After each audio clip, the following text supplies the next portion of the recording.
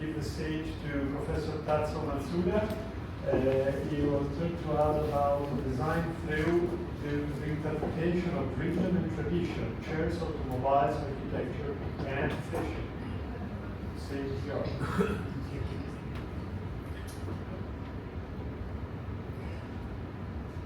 Hello, my name is Tatsuo Matsuda from Shizuoka University of Art and Culture. Today I'd like to discuss design through reinterpretation of region and tradition, chairs, automobiles, and architecture. Many cutting-edge designs today actually stem from the reinterpretation of regional and traditional elements. I specialize in architecture and urbanism and teach at the university. Here is a project I designed in my hometown, Ishikawa Prefecture, a puzzle gallery. The space itself is puzzle-like, composed of 144 identical units, each made of 5 cubes. Though texture is movable, they could combine into a single cuboid, possibly making it the world's largest puzzle. Today, I proceed as follows: modernization, chairs, automobiles, architecture, and finally, the connection between Japan and Italy through the concept of the ideal city. Before discussing Japan, let me introduce an architect who symbolized the modernization, Le Corbusier. Born in Switzerland and active in France, he is renowned for advancing architecture, modernization, and internationalization, and is a focus of my research.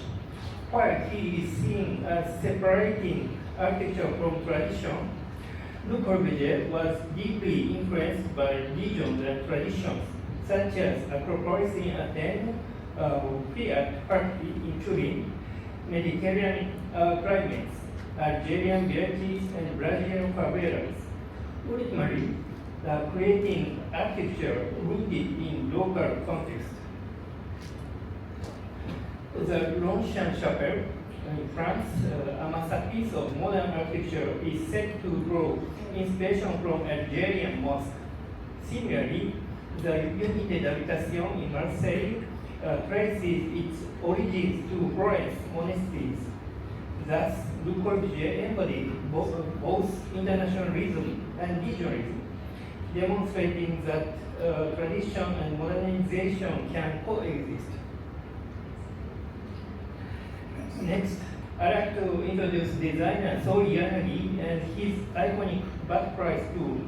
Yanagi, a leading Japanese industrial designer, was initially inspired by Le Corbusier. His brother Sotetsu Yanagi led the Ming movement, which sought beauty in folk craft, influencing Sori's work.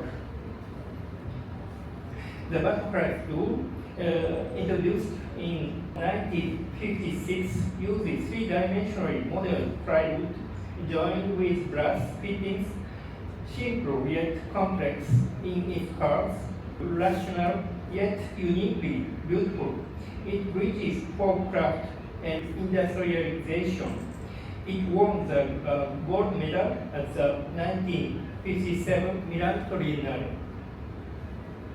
Yanagi also designed the elephant stool, the speed pedal, and cutlery, among others. Having taught at the Kanazawa College of Art, the Sori Yanagi Design Memorial was established there. As someone from Kanazawa, a city of crafts, I feel strongly connection to Yanagi. Now let's talk about automobiles. The Hamamatsu area where I work is an automotive hub, home to Toyota, Honda, Suzuki, and Yamaha, like Modena in Italy. This region, blessed with the Tendu River's water resources, was historically known for Enshu textiles. Toyota and Suzuki began as loom manufacturers, and their automation, metalworking, and supply chain networks were applied to automobile and motorcycle production from the 1930s to 1950s, leading to today's automotive industry. Yamaha, famous for motorcycles, started with musical instruments. In the 19th century, Trucks Yamaha repaired an American organ, leveraging Hamamatsu's skilled craftsmen who built complex loops. Yamaha produced organs, pianos, and metal propellers, applying precision, metalwork, and aesthetic sensibilities to post-war motorcycle manufacturing. Thus, Hamamatsu modernized while preserving its traditional industries. Now, let's explore architecture. Kengo Kuma, one of my mentors, is known for incorporating regional materials and traditional techniques into modern designs. For example, Sunny Hills Minami Aoyama uses traditional Japanese woodworking technique, Jigoku-gumi hell joint, applied three-dimensionally. This technique used in shoji screens and Kyoto's Kiyomi temple is difficult to disassemble and layered here with the pineapple motif for a Taiwanese pineapple cake shop. The Stone Museum in Natsu uses locally sourced, lightweight Ashino stone sliced thinly to allow light to pass through, transforming the typically heavy material into something light and soft. Traditional hedge techniques and masonry and fused with modern technology. Like Kuma, architects such as Yoshio Taniguchi and Terunobu Fujimori reinterpret existing elements to create new meaning. We've seen how chairs, automobiles, and architecture in Japan reinterpret religion and tradition to create new value. Finally, I'd like to share a serendipitous connection between Italy and Hamamatsu, where I work, which related to the Italian pavilion's concept of the ideal city. The pavilion's design is a modern reinterpretation of the ideal city painting from Urbino market. The polymath Leonardo da Vinci, witnessing death from the Prague, envisioned infection-resistant ideal cities, leaving numerous sketches during his Milan period with Bramante, a native of Urbino. These sketches were modeled in Milan in the 1950s, and the picture was donated to our university in Hamamatsu a few years ago. This led to exhibition and collaborative research, culminating in a self-published book. In 2022, we held an ideal city exhibition in Hamamatsu.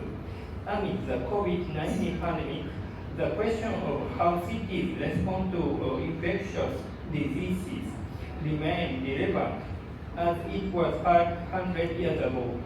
The ideal city is both historical and interpretation, offering a lens to envision future cities.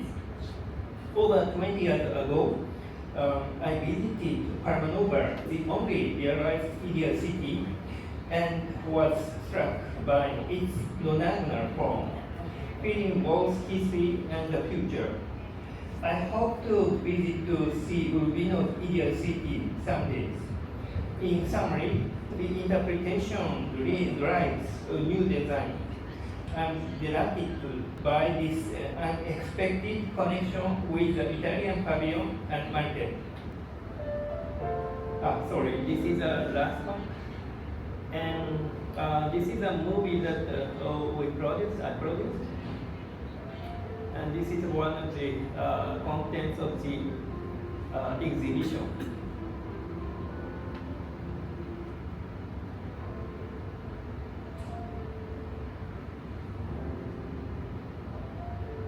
So we made a 3D CG model of the Leonardo da Vinci's ideal cities.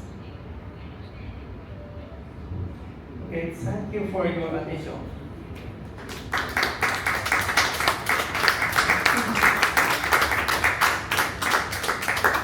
Thank you. This is a very interesting approach to Leonardo da Vinci and the